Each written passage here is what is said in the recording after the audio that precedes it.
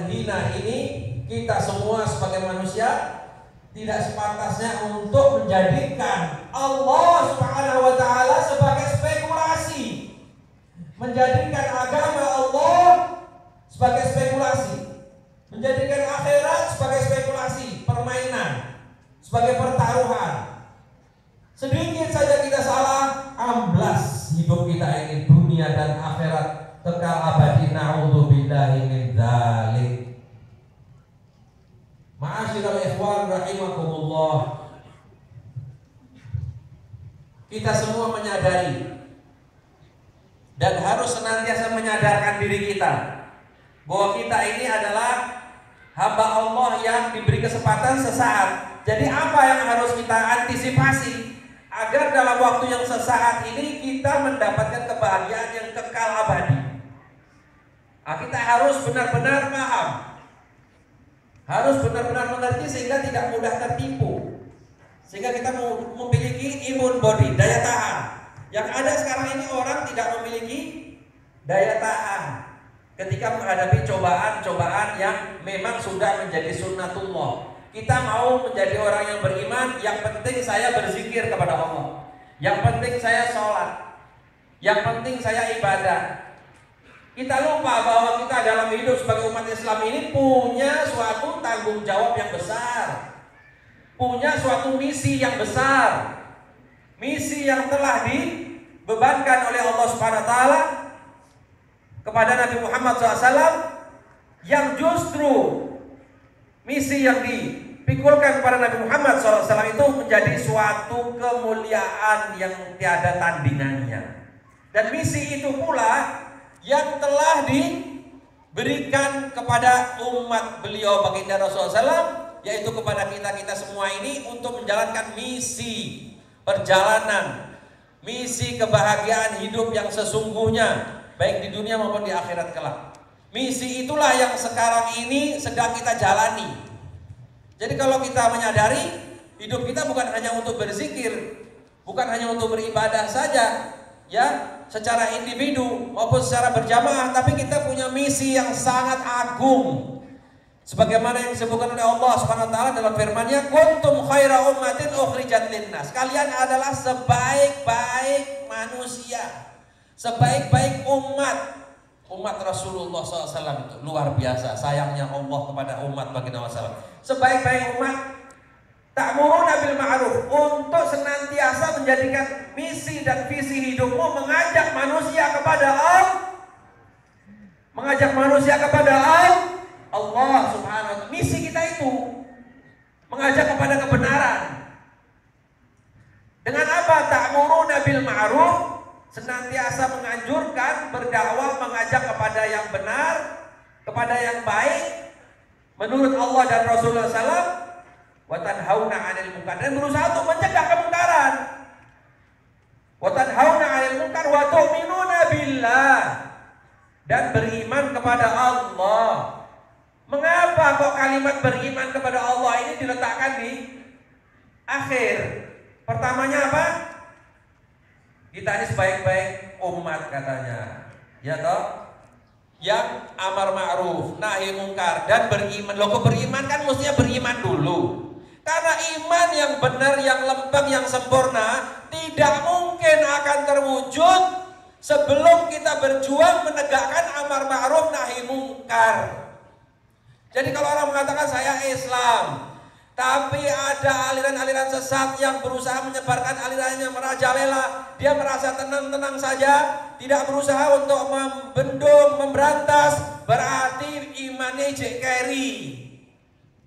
Imannya cek keri di timur. Belum nyampe imannya. Akhirnya disebut-sebut roh. Ya tak? Lah kok nggak tersinggung? Ada orang yang menghina agama Allah, sunnah Rasulullah, sahabat Rasulullah, berarti imannya iman apa ini? Imannya iman apa ini? Masya Allah.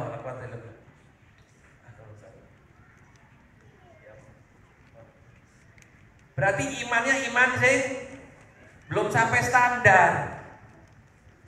Iman yang nggak ada bobotnya sama sekali. Ya toh? Nah, contohnya sekarang Lawang jelas-jelasan aliran sesat, mengkafirkan sahabat Nabi, mengkafirkan Aisyah radhiyallahu anha, istri baginda Rasulullah SAW, ibu kita semua. Lah kok tenang-tenang saja? Itu berarti iman apa itu? Iman keropos. Hah? Iman yang busuk berarti itu. Bukan iman itu namanya. Jauh daripada standar yang diinginkan oleh Allah Subhanahu wa taala. Jangan-jangan kita yang hadir di sini mungkin sebagian ada yang tidak punya rasa kecemburuan terhadap agama Allah Subhanahu wa taala. Hati-hati, berarti kita sedang di ujung tanduk. Berarti kita masih belum jauh sekali dari rasa aman terhadap pembalasan dari Allah Subhanahu wa taala. Jadi kita harus bangkit, harus bersemangat untuk amar ma'ruf dan nahi munkar, menegakkan apa yang diinginkan oleh Allah Subhanahu wa taala. Membela apa-apa yang dibela oleh Allah dan Rasulnya Shallallahu Alaihi Wasallam. Ini para hadirin dan hadirat, ikhwan dan akhwat, asatid dan asatidah yang dimuliakan oleh Allah Subhanahu Wa Taala. Sejak tahun 79 Indonesia ini ya mengalami gempuran berbagai macam pengaruh-pengaruh aliran sesat dari dalam maupun luar negeri. Dan yang paling dahsyat adalah aliran Syiah. Karena apa dahsyat? Lebih dahsyat daripada syaitan. Kalau syaitan kita baca ayat kursi aja insya Allah Melayu, ya kan? Atau orang komunis, kita masih mampu menghadapi karena dia seperti disebutkan tadi berterus terang. Tahu kita ajarannya, tidak ada orang komunis bilang kalau Allah Subhanahu wa taala bahwa kamu harus mengikuti metode gini, metode komunis. Ono apa kira-kira? Lah nek Syiah ini Allah diwala-walik sak geleme dhewe. Allah berfirman gini, Nabi Muhammad mengatakan boleh nikah kontrak. Sak jam oleh, 2 jam oleh, karo pelacur oleh. Lah apa ora gendeng nek ngene iki. Lah ini ajaran apa lho? Lah iblis saja sok-sok arep sinau karo wong Syiah iki. Lah kok iso sampean ngene iki lho? Entuk saka ngendi iki? Tadi rajanya Dajjal ini. Dajjal masih kalah. Dajjal itu kalau orang Islam ketemu di dahinya ada tulisan tanda kafir. Lah nek Syiah bawa-bawa nama Rasulullah, bawa-bawa nama Ahlul Bait, keluarga Rasulullah SAW, padahal mereka semua anti kepada Syiah. Makanya kita harus bangkit, wahai umat Islam. Gak cukup kalian hanya sholat ibadah, gak cukup. Bukti bahwa kita beriman kepada Allah, kita harus mengorbankan jiwa, raga, pikiran, waktu kita untuk memberantas aliran-aliran yang membuat Allah Subhanahu wa taala marah,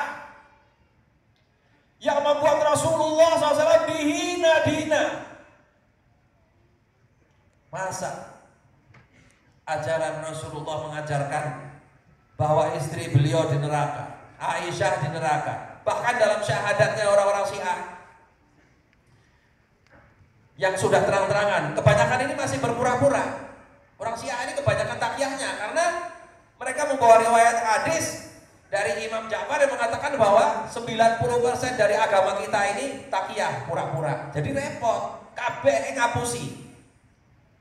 Ya diomongnya kabeh ngapusi kabeh. Dajjal kalah pokoknya.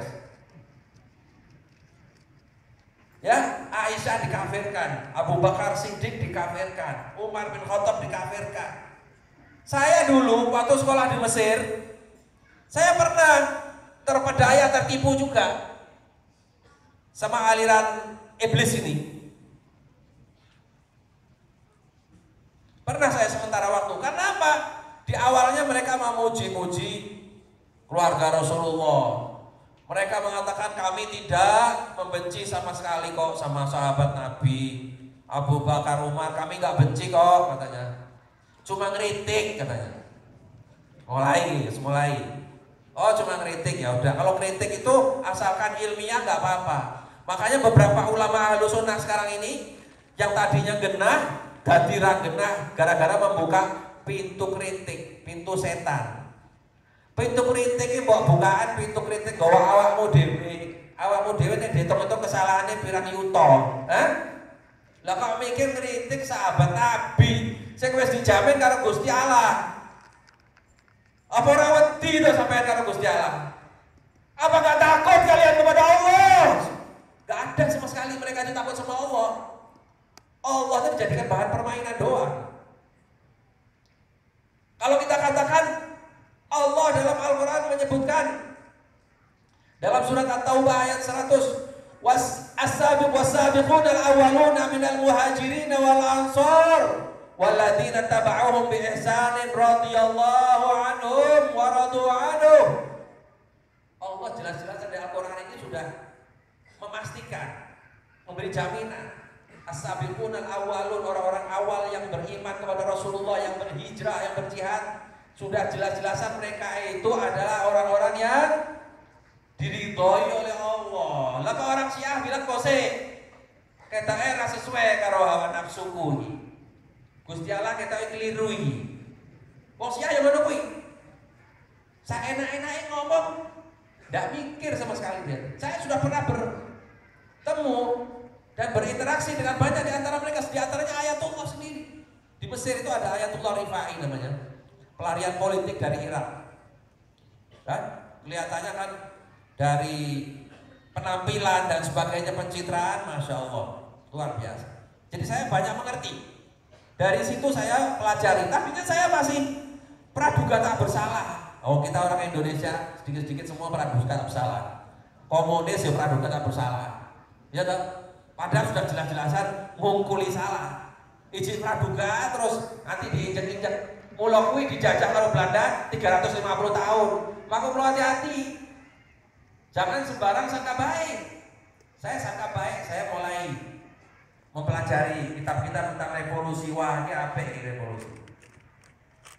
Membela rakyat jelata yang tertindas. Setelah berapa bulan dilihat saya kok mulai kecantol kalau doktrin-doktrinnya baru setelah 2 tahun baru. Ya mohon maaf nih Mas Abu, saya dulu waktu SMA dipanggil Mas Abu aja, santai mawon. Sekarang juga nggak apa-apa kalau dipanggil Mas Abu. Ini dulu tuh ceritanya Abu Bakar itu memang benar sudah masuk Islam. Itu ceritanya itu sebetulnya ini mohon maaf. Ini setelah dilihat saya ini akrab sama dia, seperti syaitanur rajim. Loh kok gitu? Ya setan itu dulu kan jin apa semua kan beribadah kepada Allah juga, tapi terakhirnya karena ingkar dan sombong akhirnya dilaknat oleh Allah. Ya Abu Bakar Siddiq yang ngomong. Jadi kalau bisa sampean ini namanya diganti aja. Wah mulai ketok asli nih ini. Ya toh. Nama saya kan bagus, Abu Bakar jangan. Saya kalau dengan nama Abu Bakar itu rasanya pengen ngaploki gitu. Mulai ketok asli nih. Jadi mereka itu sabar bertahun-tahun untuk menanamkan benih-benih kesesatannya itu. Hati-hati. Makanya orang kita ini waduh mudah sekali itu dipengaruhi sama mereka